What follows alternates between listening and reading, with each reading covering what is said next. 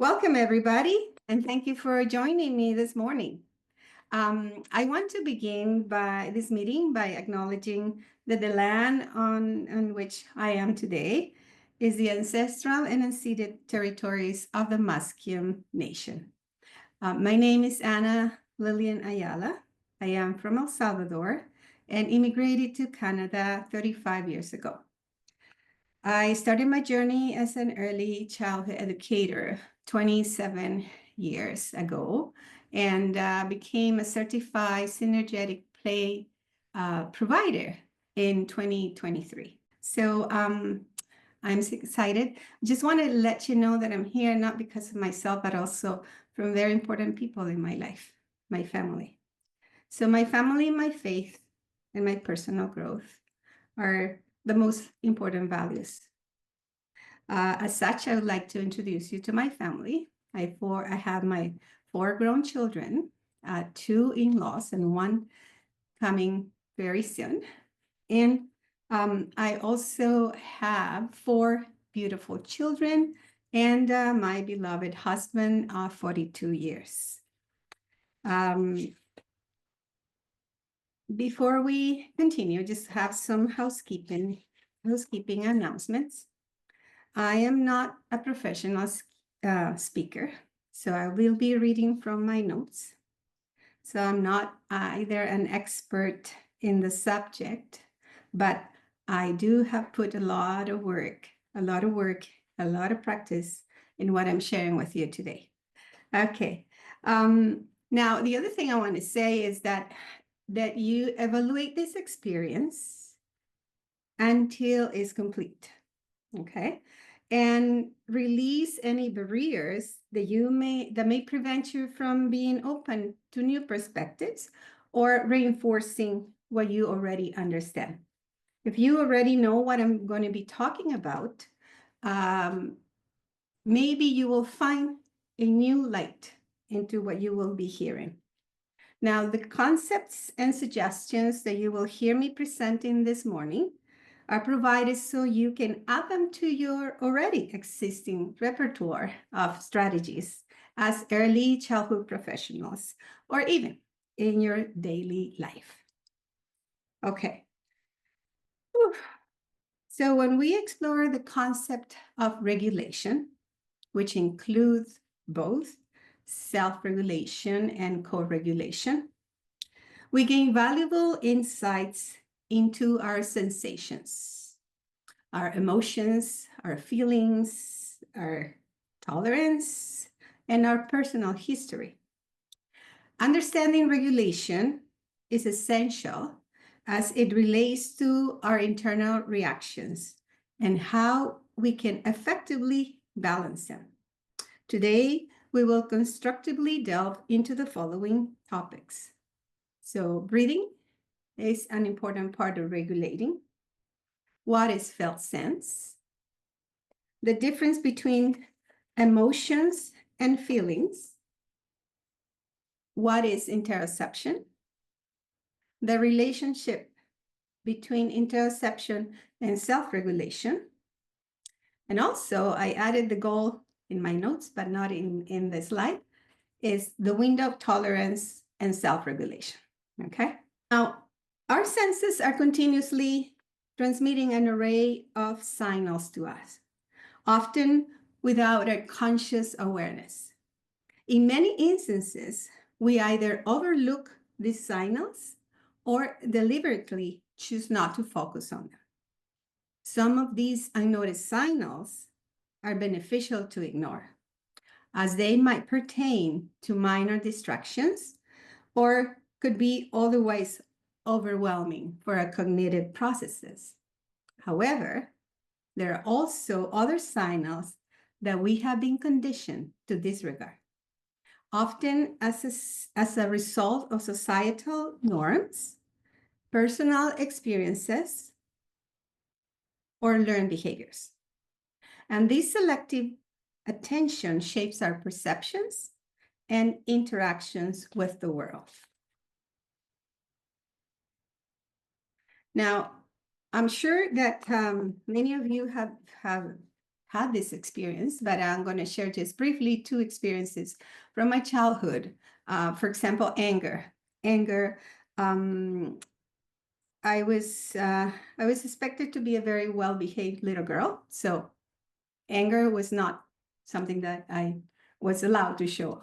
So I learned to hide my angry feelings and behaviors. Okay, so that's one. And the other one is holding my tears back as well. I was conditioned to disregard that one. Okay, so, but in order to start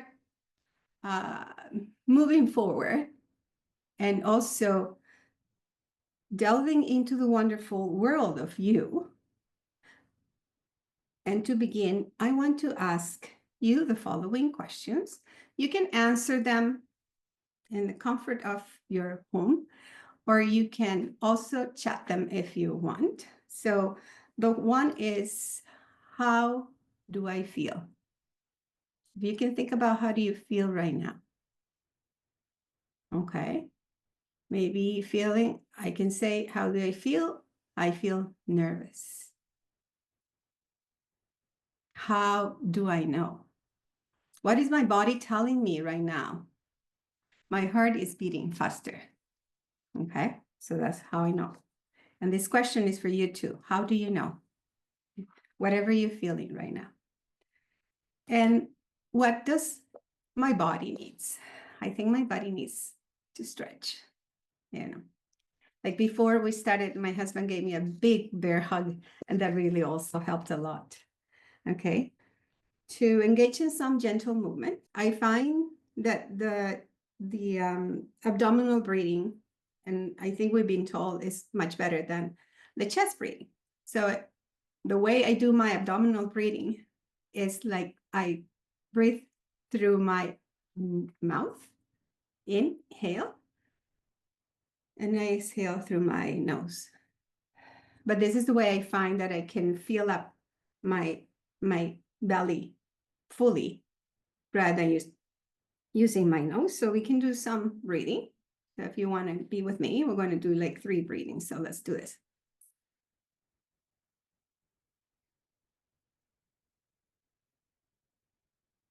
Do it again.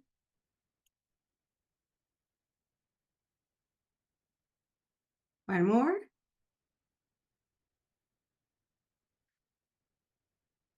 Now let's do some movement. Maybe you can sway gently side to side, feeling the rhythm of your body. Sway. Now you can, if you're able to take your shoes off and feel how your shoes are touching the floor or the carpet or maybe the dog. I don't know. Okay.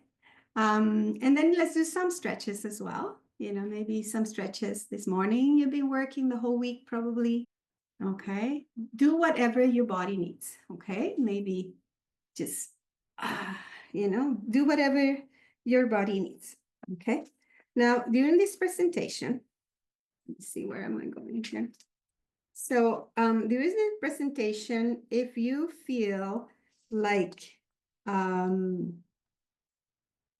moving around, please do so. If you feel like standing up, please do so, because I want you to stay present. Okay. So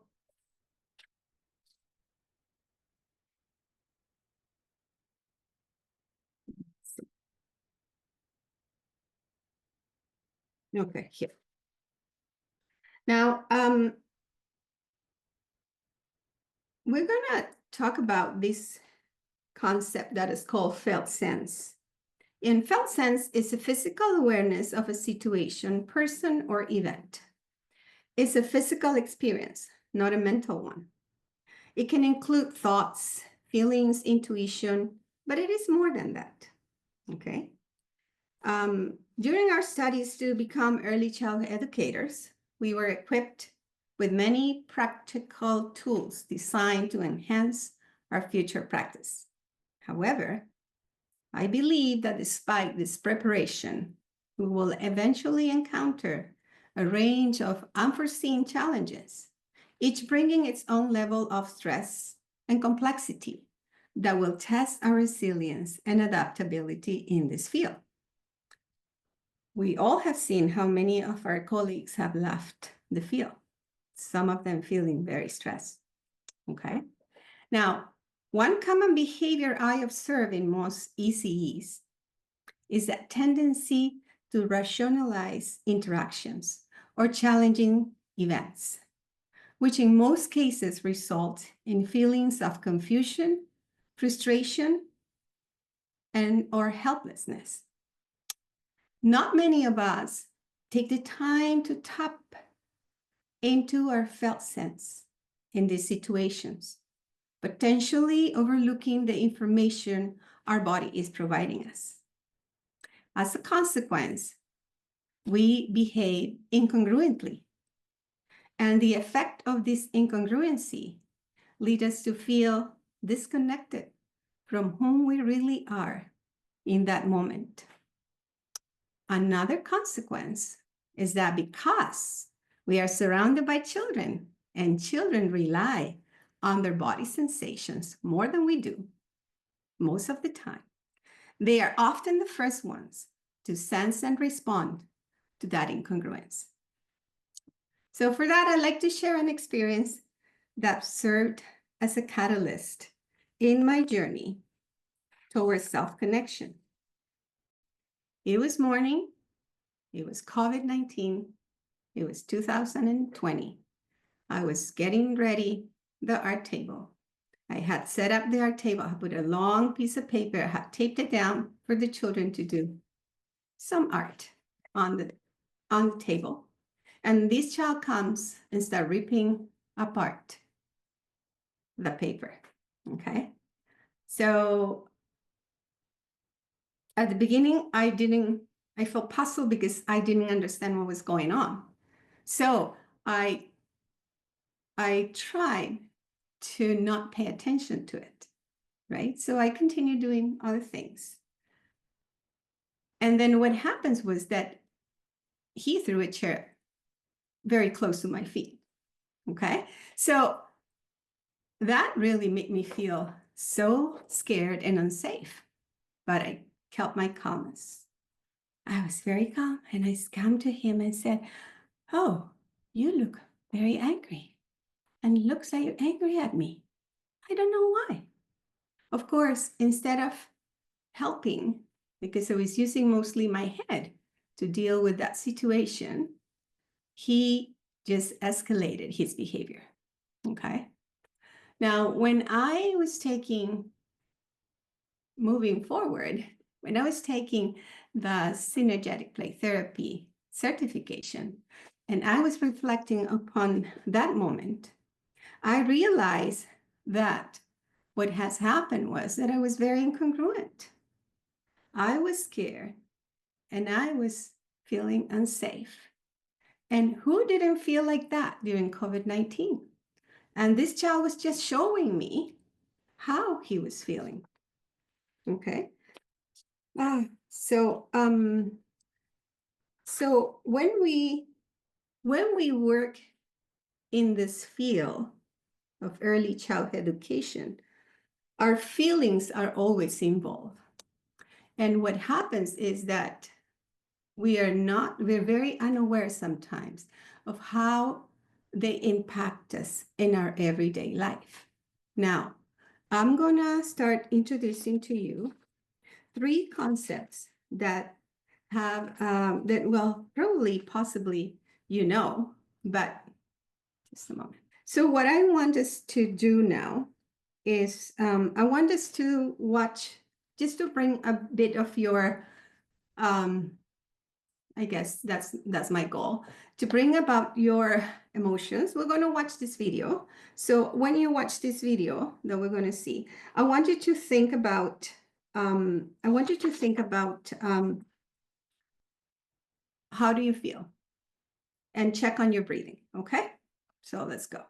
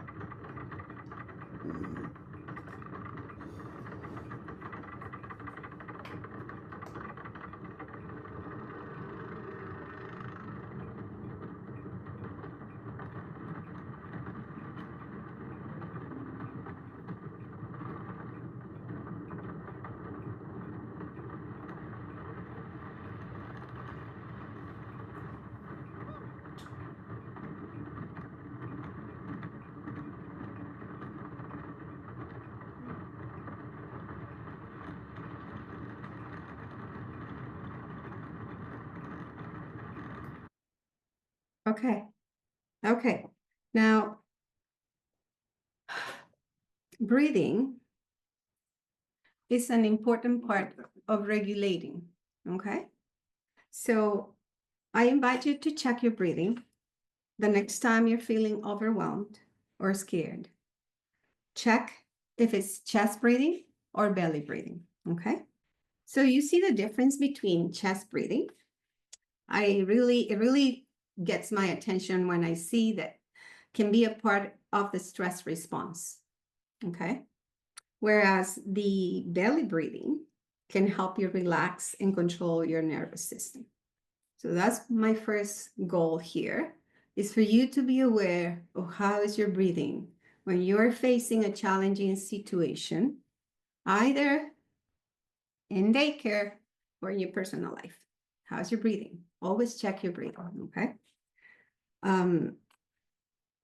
Now, like I said before, we all work in an environment where with children and with parents and everyone in the adults or the grown-ups in the environment, or our colleagues, we could say, have different roles, right? Like we all have different roles, supervisory role or just the regular staff. But we encounter challenges that spark our emotions, our feelings, our reactions, and it's important to be aware of those as well. So what I want us to do is I want us to check on what is a sensation. Okay. So a sensation is a physical experience that can be triggered by touch, smell, sight, and sound. Okay. The next one, for example, I'm going to give an example of a sensation. The warmth coming from the sun into my skin, or the cold sensation when touching the snow. Okay, feels cold. And then the next one is an emotion. So an emotion is a body internal response to whatever is happening around us. Okay. Emotions are brief, intense, and internal reactions. They are always based, or most of the time based on things that come from outside our bodies. For example, the sun touching my skin comes from outside the body, and also the cold touching the snow. So if I can say that my response to the warmth of the sun touching my skin will be enjoyment, I will enjoy it, right? Or the cold sensation, it could be that I say, "Ooh, it's cold," and I immediately put my gloves on, okay? Or remove my hands from the cold. Remove my hands from the cold. Okay, so now we're going to learn what is a feeling. A feeling is the intelligent understanding of an emotion. Okay, so we use the word feel for both physical and emotional states. For example, we can feel cold for both physical and emotional. Emotions are internal responses to an outside stimuli. Feelings originate internally from the judgments we make about those emotions in regards to ourselves. Okay? Or in regards to ourselves, someone else, or a particular circumstance of our lives. So, using the same examples, I can say that being under the sun makes me feel relaxed. Or when I touch the snow with my hands, I feel worried. And that then there I would look for I would look for gloves to protect my hands. Our relationship with feelings start from the very beginning of our life, and in most cases, strong feelings like disappointment, shyness, incompetence could paralyze us because we don't have a healthy relationship with them. If emotions are inner reactions and feelings are the personal interpretations of those emotions, they become not only important for self-regulation, but as well for they become important for our self-development. Okay, so then why is this really important? To me, two reasons come into my mind. First, we focus a lot on teaching, or no, sorry. First, we focus on feelings, which are personal thoughts or judgments about the emotions, and not too much in our own emotions or sensations, bringing a bit of disconnection with our internal world. Second, because I think that before teaching the children about naming feelings, which is a cognitive action, we had to provide vocabulary to describe emotions and talk about our senses. In this way, children could learn a better way to connect to themselves. Okay, now I will share with you about a feeling that it was hard for me to accept or connect with, and I avoided as much as I could. Years ago, I could not accept the feeling of feeling jealous. Feeling jealous is a cognitive, remember, it's connected to a story. The story behind is because there was a lot of jealousy in my parents' relationship. So when I saw the yelling and the screaming or whatever it happened in between them, I immediately went tense and quiet. And so what happened, it was that I would not talk or even assume that I could feel insecure by jealousy. But it happens that when I got married, and then we were visiting a friend, I could see this friend being especially, flirting with my husband. And I felt that, what's that? Of course. And then I tried to think, nah, maybe it's just my exaggeration. I tried to deny it. But then when I saw it the second time, it really hit me hard. And I felt the same sensation that I have felt before when I was little. So I kept to myself. However, I would not talk to my husband about it. If we exclusively depend on our intellect, we could easily overlook the advantages we have when using our felt sense. Our bodies continuously provide us with subtle cues and feelings that may enhance our intellectual insights. Therefore, it is important to delve into the significance of our senses and, moreover, our interoception. But let's see, what is a sense?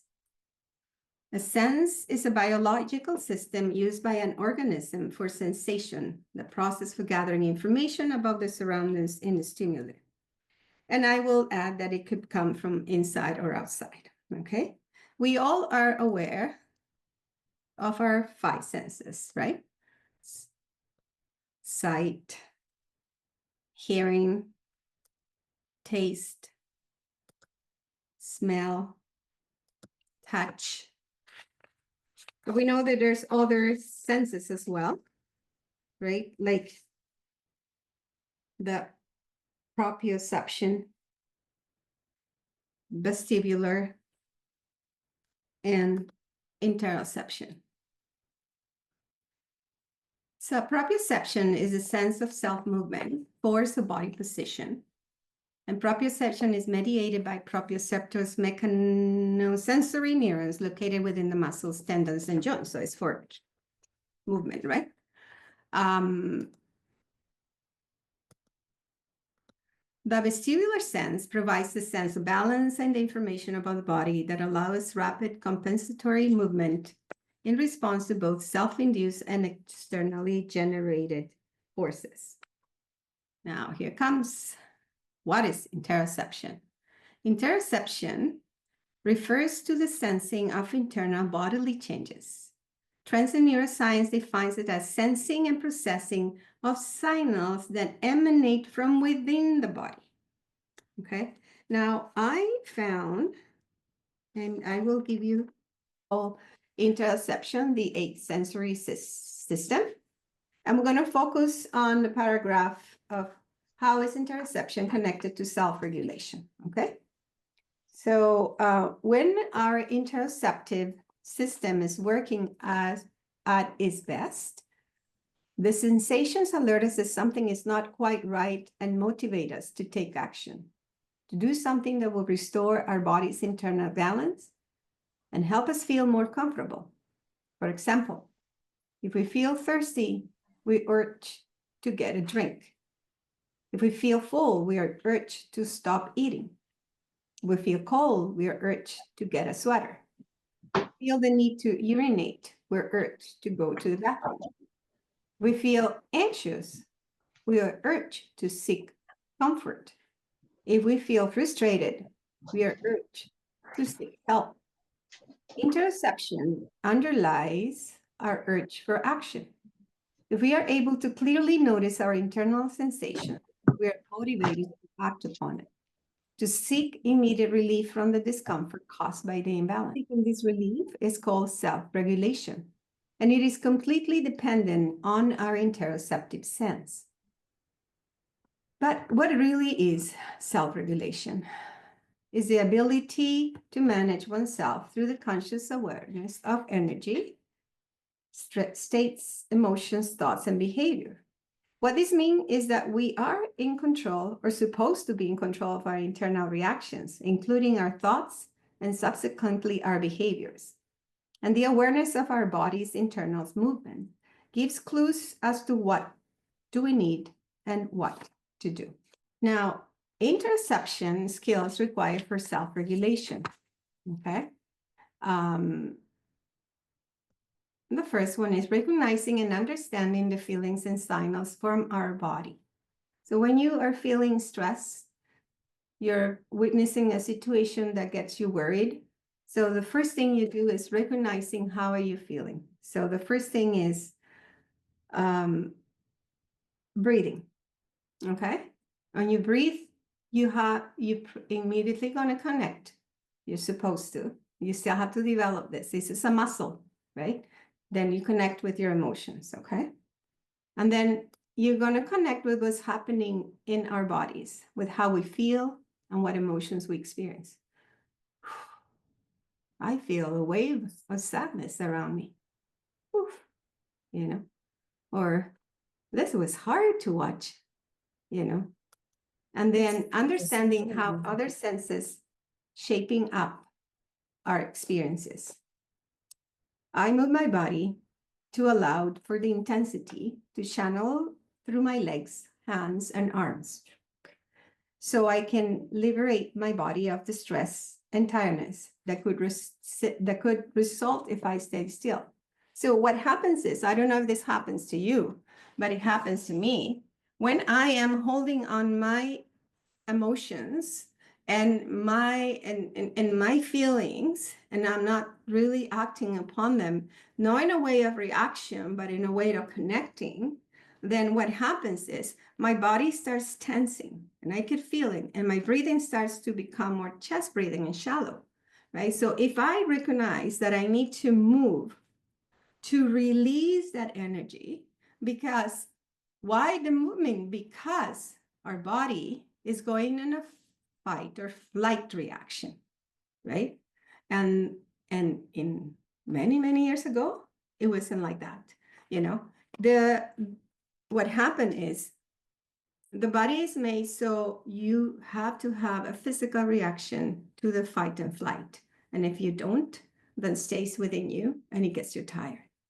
Okay, so that's why I had children that had really set me in on a very stressful reaction, and I kept on moving. You know, I kept on moving because I had to, in order to stay within my window of tolerance, right? So it's very important. 3 things that I mentioned here. So one of them is, can you read it? Breath. Okay. The other one is name the emotion and reflect, which is your interoceptive sense. And 3, move your body. Sometimes the moving of the body doesn't need to be like just, you can just do this. If that really helps, maybe your body needs a little bit of touching the proprioceptive system, right? Or just touch your legs, or just drink water too, can help, or even running. I mean, we are in an environment that allows us to do all this because we are with children. They're not going to be judging us, right? So use all that so you can move your body, so you can feel more present, so you can go through that, I guess, through that moment of intensity. Okay. I said, okay, wait. So I said that I mentioned to you the window of tolerance. So the window of tolerance describes the optimal zone of arousal or stimulation in which we are able to function and thrive in everyday life. So what this means is the window of tolerance are limits or boundaries. And sometimes we're going to have, let me just grab my made-up thinking. Sometimes we could have a big window of tolerance. And sometimes, sorry, let me get this. Sometimes, depending on our mood and what we're going through, we're going to have a very small one, and we need to be aware of that. The window of tolerance means that you're gonna probably need some support from your colleagues when this is happening. And it's okay if you cannot handle a situation. You can freely express, I can't right now, I need support. I need you to, that's why we work in teams. Otherwise, we will work by ourselves, right? That's why we work in teams. So, know where your limits are and look for help. Because when you look for help, then you are doing this. Understanding how other senses affect our body, feelings, and emotions, shaping up our experiences, okay? Now, the window of tolerance and self-regulation is the ability to manage oneself within those limits.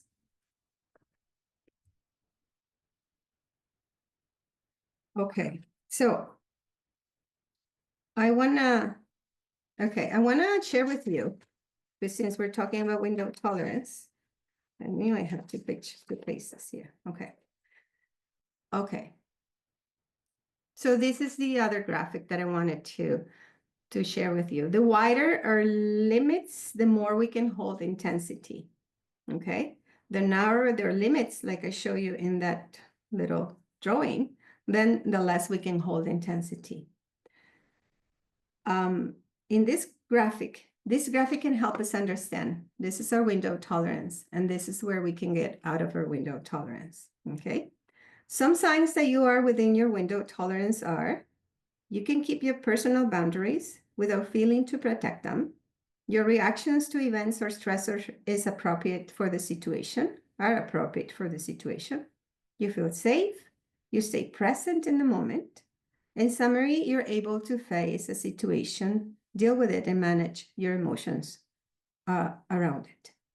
For some event situations, you can have a wide window of tolerance and will take a lot of stress or stressors to break you up.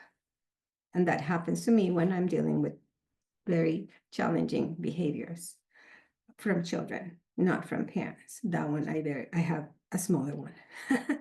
The upside of the window is if you enter into hyperarousal, which is this one, which activate the flight and fight responses, or the hypoarousal, which activates the freeze response. Okay.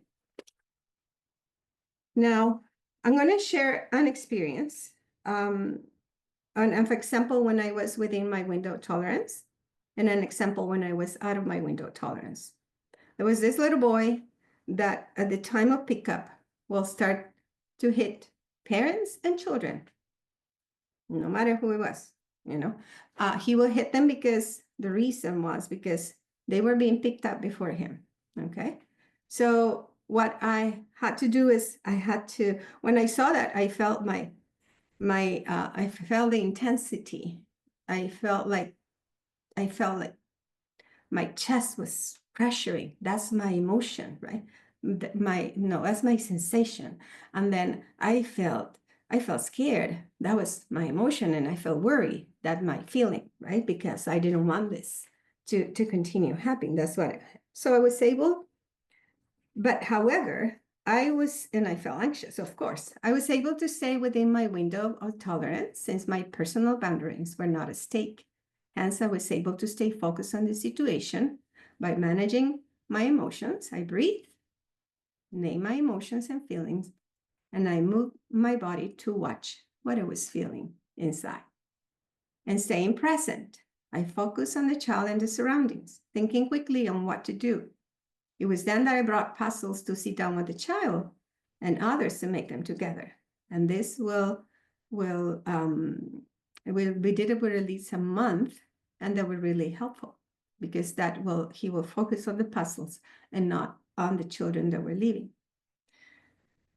Okay, so now I want to share a situation that I had with a parent where my window of tolerance was small. Okay, so it was a mother of a daycare that was very hypersensitive, and I could feel that hypersensitivity when I was around her. I could feel how her nervous system was hyper aroused. I could feel that she was sweating, and the way she was speaking, I could it was just bouncing inside me. Okay. So one of the many days she came and talked to me about her daughter, and she was kind of demanding that she should be watched more closely, as the daughter was saying that the other children were hitting her. The mother was asking to monitor her daughter all the time. So as you know, this is not possible all the time. So I was beginning to feel out of my window of tolerance. And anxiety was building up, and I was feeling tension all over my body. But I tried to answer her best I could, even though my thoughts were of defensiveness. I don't know what I said that made her say to me, "I don't want to talk to you anymore." Whew, I felt more tension inside of me, turned around and left her. See, confronting people when they're angry is a challenge for me. So being aware of these helps me to work in areas where I need to grow. So at the time I said to my colleague, "Can you please come and help me?" And then she took over and did a wonderful job. Okay. So let me see what comes next. I just want to check. Okay. So thank you for joining me. It's nice to see faces that I know, and it's nice to see new faces, and hopefully we will see each other soon.